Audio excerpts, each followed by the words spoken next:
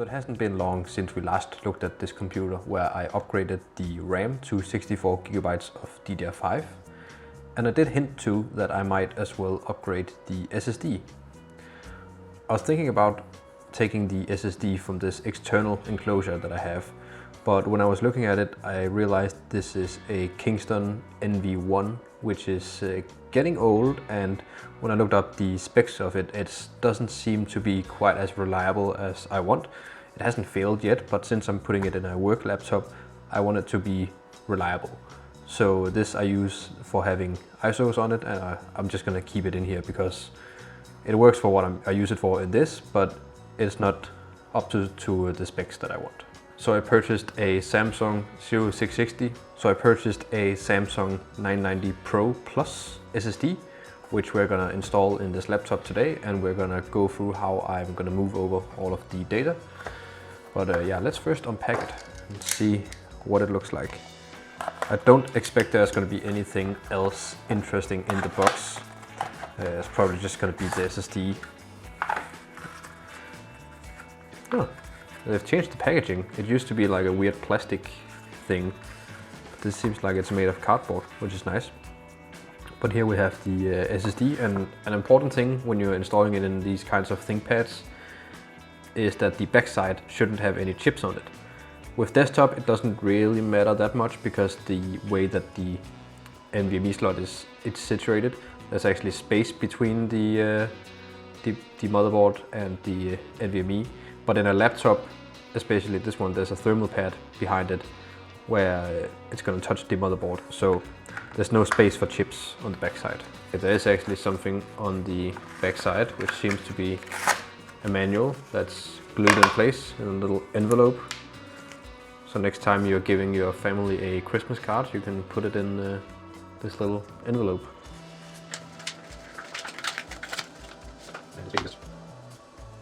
I don't know why you would need instructions. I'm just going to put it back after I ruined the package.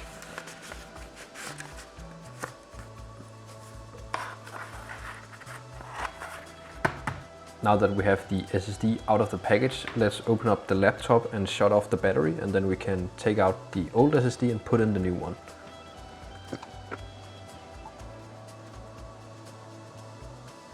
Okay, I have now disabled the built-in battery, and we're basically gonna take it apart. It's gonna be the exact same procedure as I did in the last video, so it's pretty much just to remove the screws.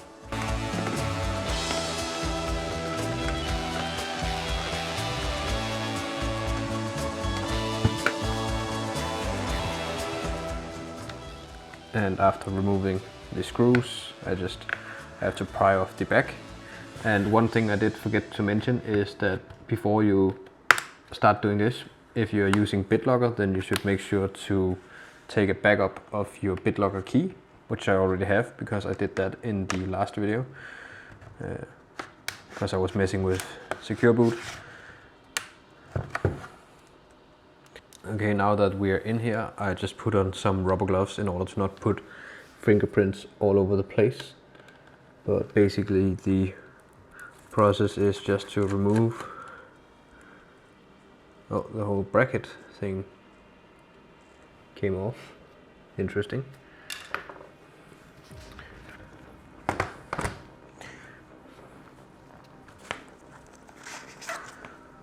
I'll grab a little pry tool, we'll pry it up slightly, and this NVMe slot is also different from most desktop, because in a desktop you have to pull the NVMe out at an angle, at like this kind of angle, but on this kind of slot you actually don't want to lift it up too much because it doesn't actually bow up like this, so you're only pulling it up like a few degrees just to lift it off the thermal pad and then take it out. An interesting thing is the sticker seems to be not stuck down that great. It seems also not to have many chips. I mean, it's only a 500 gigabyte SSD, but it seems like the whole middle part here is just with no chips. There's only a chip at the end and a chip at the front. So yeah, they really saved on components. So we're gonna take the new SSD and we're just gonna put it down as close to the board as we can, because again, this one doesn't actually flip up. I'm gonna push it in and then push it down to the board. Then we take our little bracket thing and figure out which heckin' way it goes. Then we take our little bracket thing and I believe it goes this way. One interesting thing that I just noticed with this SSD as well is that it's actually kind of the same way I was just explaining about the other SSD. There's no chips in the middle here, there's just a controller chip here, and then they even have solder pads for another chip. Whereas probably if you ordered the 4 terabyte variant, I went with the 2 terabyte variant. But if you ordered the 4 terabytes, you'd get a secondary flash chip here. But anyways, that is pretty much it with the SSD removed. We're gonna install the back cover, and then I have a external NVMe enclosure that I'm gonna put into the computer, which I can use to transfer over the data.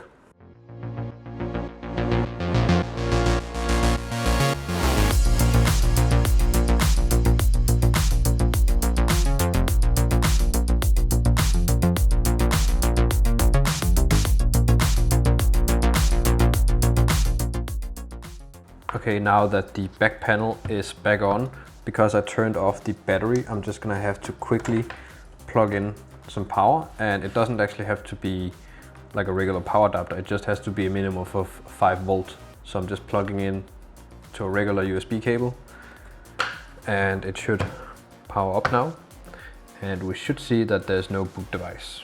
Exactly as expected, the laptop just boots into the boot menu, and that's because, of course, the operating system is still on the old drive. So what I'm gonna do to fix that is I have this USB NVMe thing where you can put the NVMe. I can just do that real quickly. You install a little standoff thing, and then there's one, actually I already did it wrong. So this one is for SATA and this one over here is for NVMe. So you take the little standoff, install it in the correct one, which is clearly this one. You take the NVMe and you try to line it up with the slot, and then you pretty much bend the little standoff back and push it down. And now that is a toolless installation, which is pretty nice, and it's ready for some power, which I have already prepared. And I have a little USB cable for it, which is conveniently a USB-C or USB-A, depending on what do you want. So I'm gonna just plug it in with USB-C, so that way it'll be faster.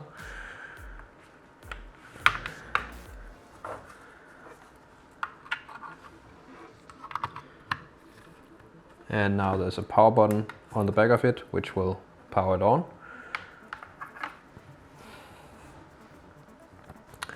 After that, I have my little bootable Ventoy USB stick, which is a MacBooter 9001, which has Acronis on it.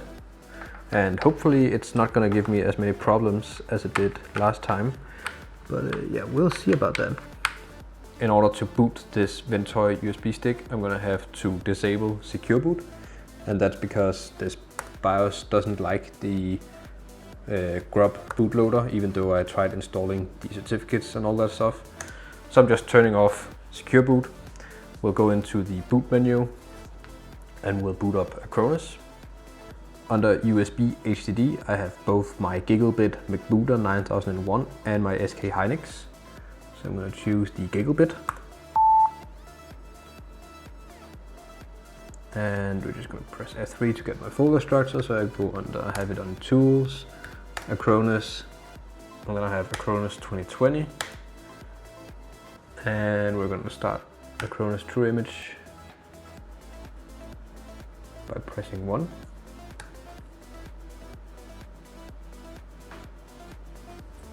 By pressing 1.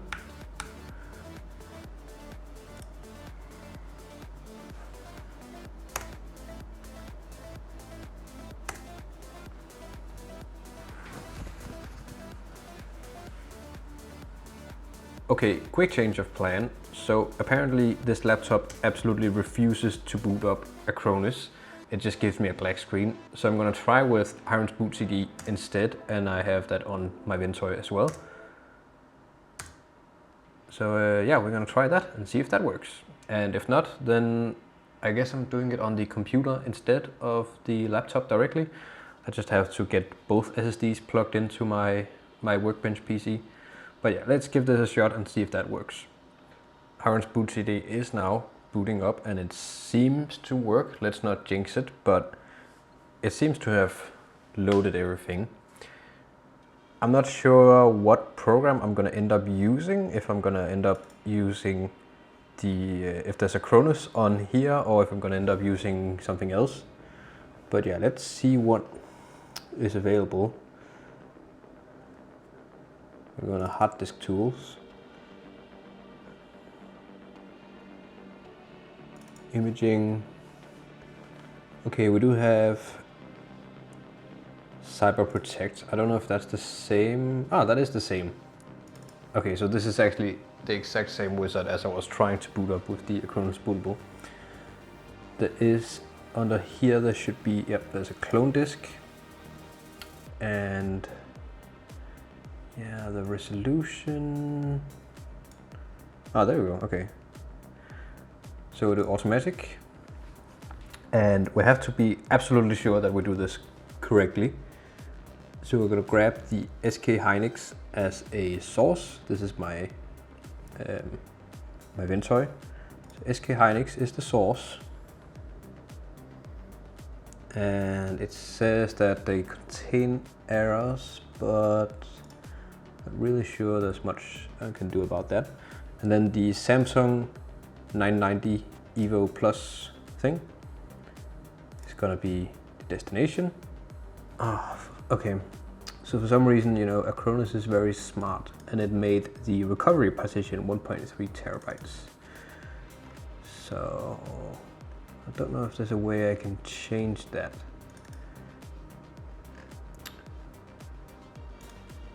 Not initialized yet.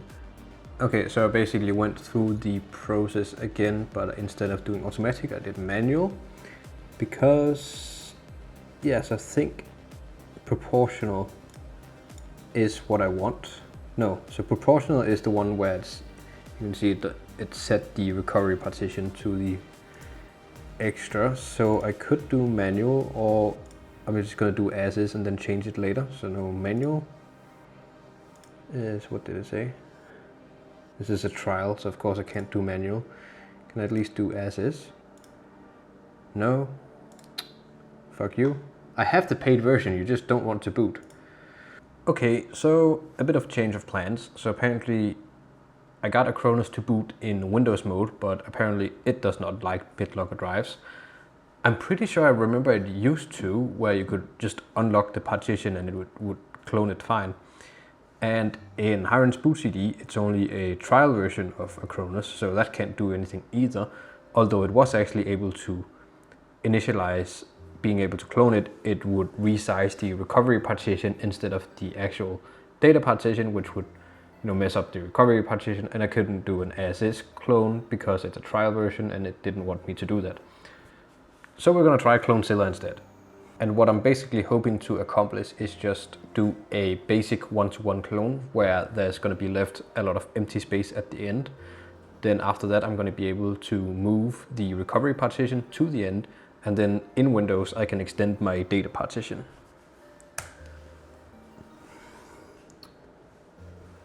Keep the default, yeah, that's fine.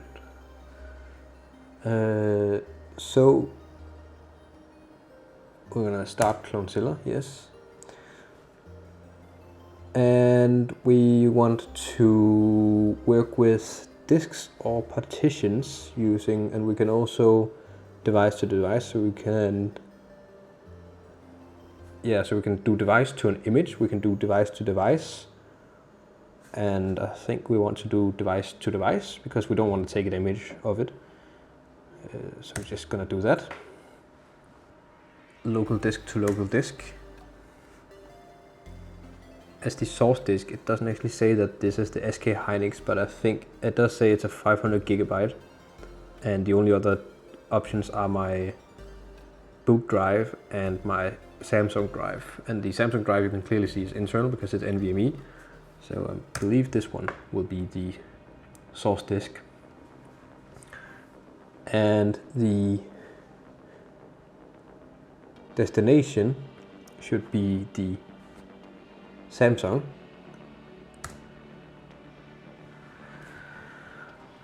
Okay. Yeah, I don't think we want to do that, because all it's going to do is it's going to end up resizing the, well, it's not going to be able to change anything on the BitLocker thing. So all this is going to do is going to resize the recovery partition.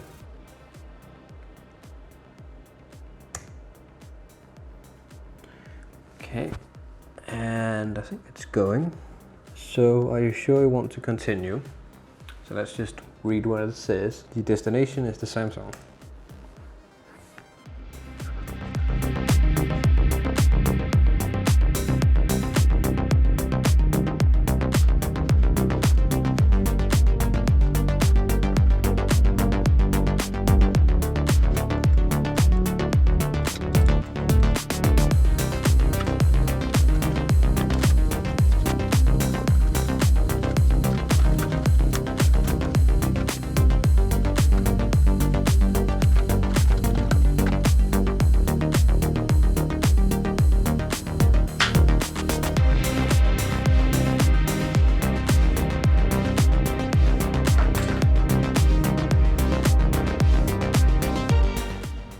Okay, now the clone has finished running, so I'm just gonna unplug the old SSD and shut off the NVMe adapter.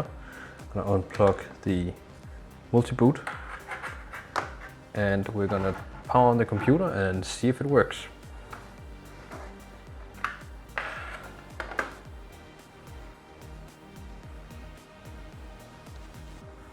And we're actually gonna have to enable secure boot again.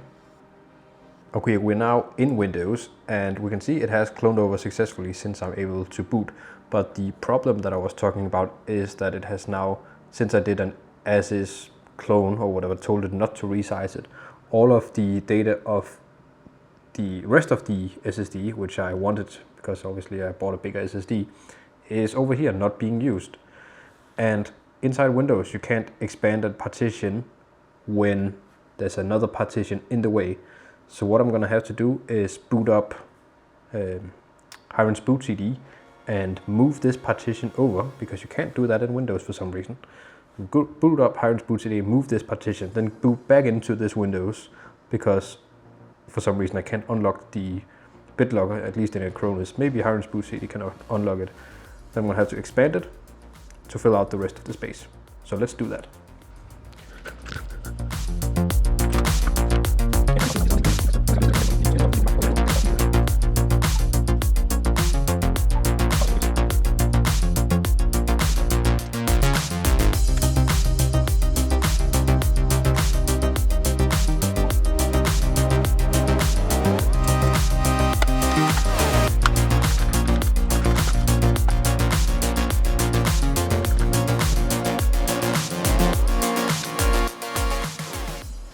I'm gonna open up the Micronic Partition Expert, and basically what I'm gonna try to do, the resolution is a bit low on this, but yeah, here we can see it, I think. So and I just want to see, okay, it does see it's a Windows drive now. Still doesn't let me change anything. So all I can really do is take the recovery, move resize, put it all the way at the end,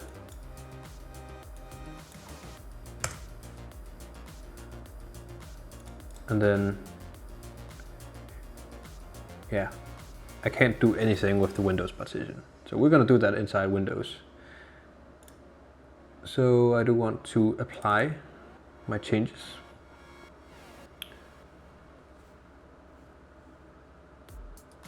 So we see a pending operation over here, and I want to commit. Yes. Okay, successful. Let's exit out of this, and maybe actually can open up Windows Disk Management and do my little task instead of doing it in the real Windows, because I have unlocked this guy. So I can do extend, take up the rest of the space, and there we go. So that worked. For some reason the migrate partition expert can't extend the BitLocker partition, but since I unlocked it here, it was able to do it. And now let's shut down.